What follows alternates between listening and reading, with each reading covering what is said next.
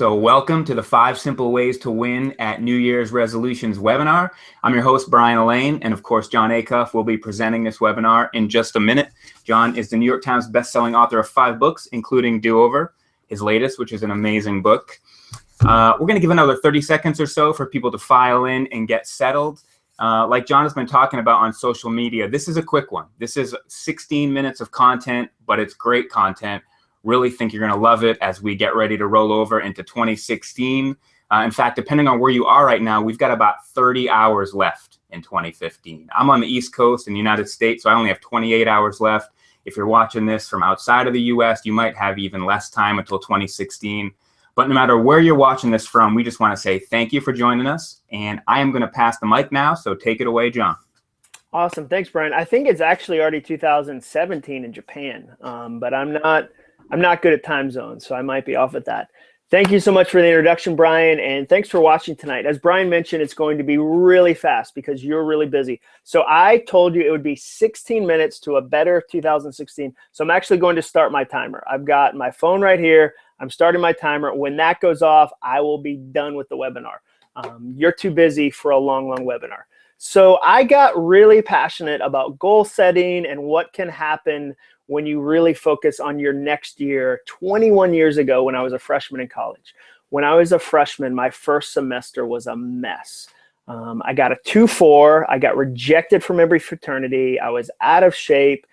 I was just a grumpy jerk and had a really bad semester. And that Christmas, I got a letter from my college, Samford University in Birmingham, Alabama, that told me I was on the edge of losing my scholarships. I had a couple of scholarships that I had to maintain a 3.0 for the whole year, and I was about to lose them because I had gotten a 2.4. And it really hit me that I needed to work on my goals. I needed to figure out what my next year was going to look like. And so I did. I came up with a plan. I came up with a strategy. And the next semester, that spring, I worked so hard and I hustled so hard, and I ended up getting a 4.0. I got straight A's, and my average for the year was 3.00001, and I just barely made it. And on the one hand, you could say, well, that's a great story, like triumph, hooray, like Rocky, like did you climb stairs at the end and like, ah. But what happened after that semester was pretty terrible. That summer, I kind of fell apart. I was just so exhausted from white knuckling my goals. And the semester after that, the next fall, I didn't get straight A's. I didn't maintain that. It wasn't sustainable. It wasn't scalable. And so I had this kind of panicked moment where I really tried my goals, but I couldn't maintain it. And I don't want that for you, and I don't want that for me. I want us to have long-range goals, not just get excited about January or get excited about September or a certain weekend or a certain month. So I really want us to be focused on long-range goals we can actually keep and actually execute. And the reason we have a hard time with that, the reason it's difficult to win at our resolutions or our goals is that there's all these enemies that get in the way. There's all these obstacles. And that's what I'm going to talk about tonight, the 5 obstacles that get in your way. Because that's really how you have a great new year. That's how you have a great, big, fun year, is that you deal with these things that are going to come up. Because it's really easy right at the beginning. Anyone can crush the first week. It's the second week and the second month and the third month that make it difficult. So I'm going to talk a little about the enemies. The first enemy that you have to deal with is perfectionism. I've got some slides I'm going to pull up and share with you guys. The first one is the idea that you have to be perfect, that what you work on has to be absolutely perfect at all times. And that's a really challenging enemy that we're all going to deal with, because perfectionism comes in and says, okay, if it's not perfect, it doesn't count. If it's not exactly right, it doesn't count.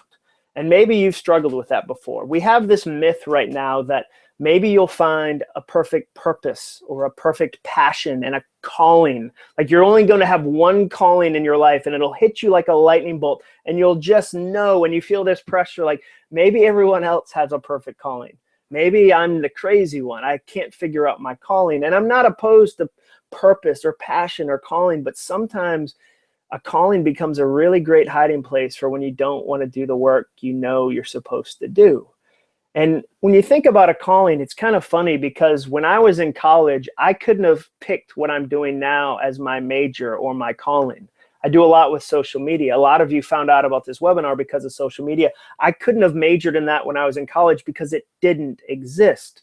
But we put this perfect pressure on ourselves. And I guarantee right now, some of you are sitting there thinking, I can't hustle this year. I can't hustle right now because I don't know the perfect thing to hustle on. And the problem is there's a lot of people right now watching this webinar that have perfect unfinished books stuck on their laptops. There are people watching this right now who have perfect business ideas stuck in notebooks. And in order to accomplish anything, you have to be brave enough to be imperfect. That's how I feel every time I write a book, especially if I go to the library or a bookstore. There's just so many other great books and I feel overwhelmed and I don't want to do that first draft or that second draft or that third draft. But the truth is, I don't get the final draft unless I start with something that's imperfect. And what I've learned is this: messy and finished beats perfect and incomplete every time. Let me repeat that because it's a slide, and when you make a slide, you should repeat things emphatically. Messy and finished beats perfect and incomplete every time. So my challenge to you with this enemy, because I'm going to give you one challenge you can do per enemy. My challenge is do one imperfect thing tomorrow. Send an imperfect email, write an imperfect blog post, run an imperfect mile. That's my challenge regarding perfectionism. The second enemy, the second big enemy you're going to face is comparison. I've been thinking a lot about this lately. And I actually learned this lesson from a friend in college about comparison. I had a big paper due. Maybe you've had that feeling before where you've got a huge term paper due. And I was asking everyone in class, hey, how far along are you? Where are you on your paper? Have you finished your paper? Have you done the research? And I was kind of polling everyone. And my friend pulled me inside and said, hey, never compare because you lose either way. He said, if you're ahead of somebody, if you're further down the road, you feel cocky and you feel safe and you start to coast. And if you're behind somebody, if they're ahead of you, you feel ashamed, you feel discouraged, and you'll stop. So it's lose-lose either way.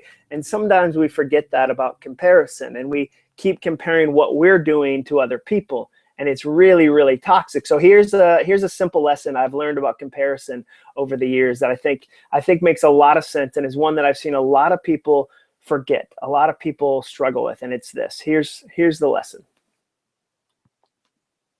Comparison leads to arrogance or shame, but never happiness. It leads to arrogance or shame, but never happiness. And the challenge is right now for you and I in our culture is that it's easier than ever to compare your life to somebody else's life. With the internet, that's really, really simple. You can compare to 1 million people. You can look on Instagram and feel inadequate about your goals right now. You can go online and one of your friends is already crushing it with like green, weird shakes of kale and hopelessness. And they're doing crunches and they're like hanging from bars with like weights on one hand, like a tire on the other, and their foot is on fire. And you look at that and you feel inadequate. And you think your goal doesn't matter, your goal doesn't count, and you compare. Because the reality is we've always had this struggle of the grass is greener on the other side of the fence. It's just now with the internet, we have access to 10 million backyards. We can see over a lot of fences. And comparison will wreck you if you're not careful. So my challenge to you about comparison is I dare you to unfollow one person you're envious of. One person on Instagram, on Facebook, on Twitter, somebody that when you look at their feed, you automatically get this sense of, I'm not good enough. Now, if it's your mom or like a close friend or somebody, there's going to be drama, like they're going to text you and go, why'd you unfollow me on Instagram? You know, like my dog, what's up with my dog? Don't do that. That's too much drama to distract you right now. But I dare you to unfollow one person that you struggle with. The third enemy you're going to have to deal with is isolation. Isolation is a huge enemy because we often get this idea that we have to go it alone, that when you do goals, when you work on something that matters, when you work on something you care about, that you have to go through it step by step, all by yourself.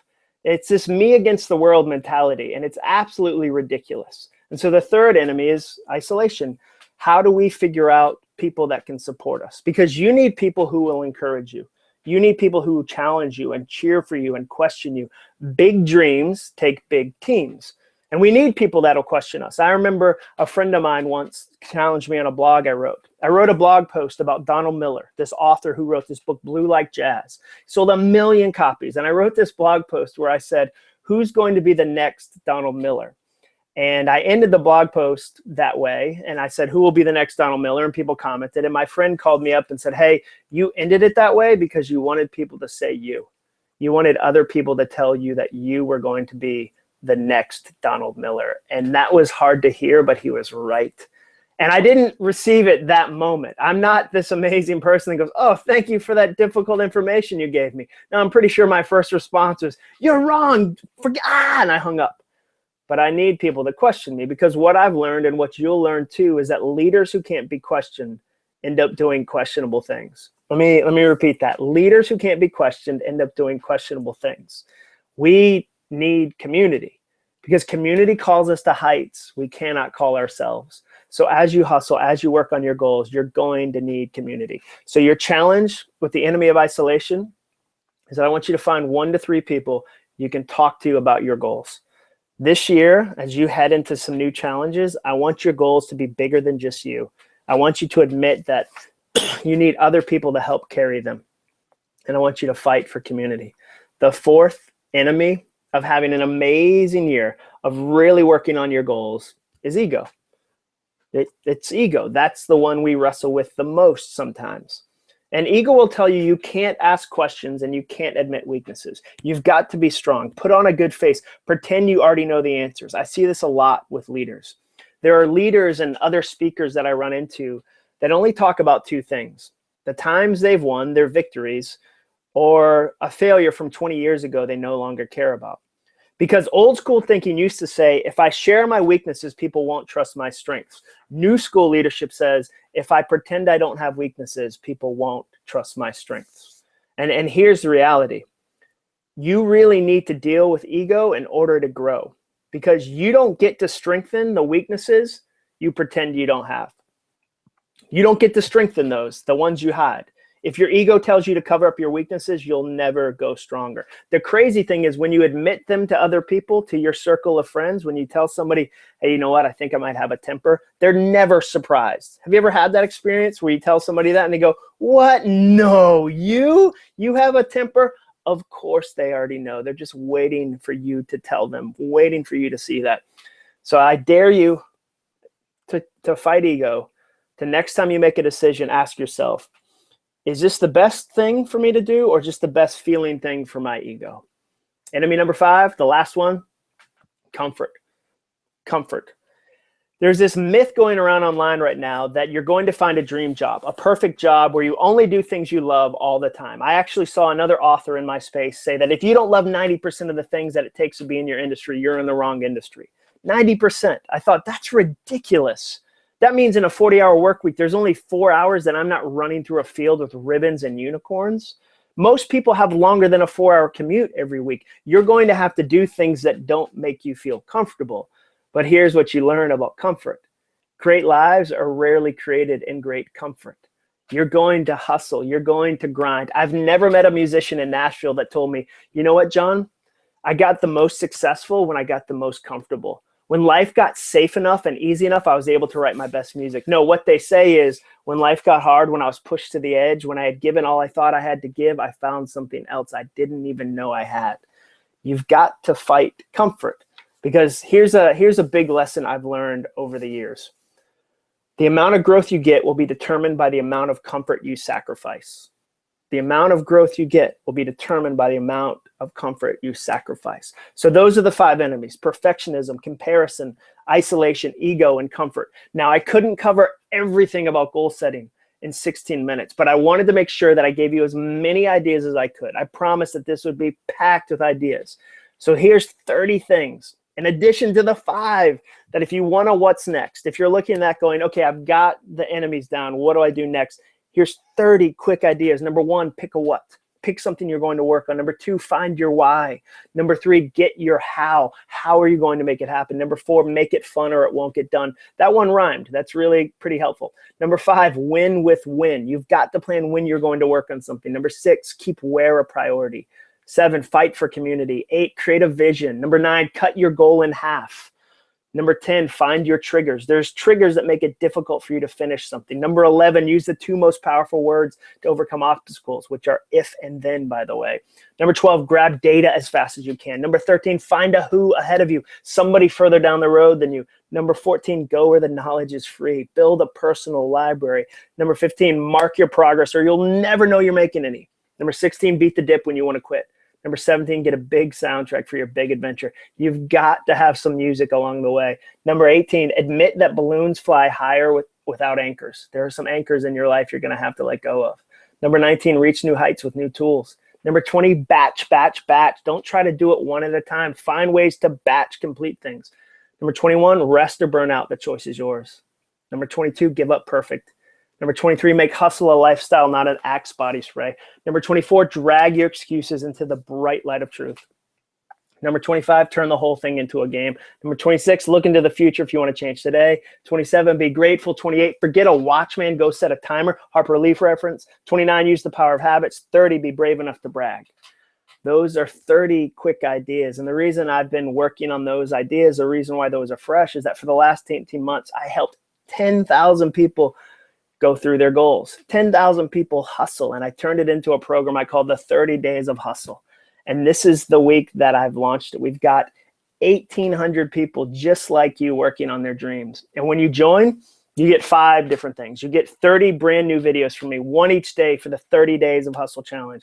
Access to a private Facebook community. You want to talk about killing isolation? Come meet 1,800 people that'll encourage you.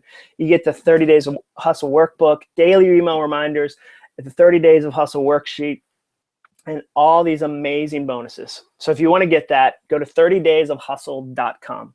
I could give you a fragment of what it takes to have a great year, but if you want the full experience, I dare you to join me in the 30daysofhustle.com challenge. Registration closes to Friday night at midnight. At midnight Pacific time, registration closes, and we're going to keep it closed. So I dare you to come join the challenge. So it's going to be a huge fun year. I know I threw a ton of content at you, and to tell you the truth, the 30daysofhustle.com is really 90 days of content. It's a ton of content. If you're able to finish it in 30 days, I'll be amazed. But I always want to have more value than you think you're going to get. So it's very specific directions. It's very specific instructions. And if right now you're thinking, you know what, I want next year to be different, you have to make different decisions this year. And it's going to be really fun. My wife, Jenny, joins me in some of the videos because I've always thought, when I see people on stage or authors, I want to know what their spouse would say about what they're really working on. It's really easy for somebody to front on a webinar or front in a speech or front in a book. What's the real story like, and how do you hustle? So that's what the program's about. Again, it's 30 days, 30 videos. Get it at 30daysofhustle.com.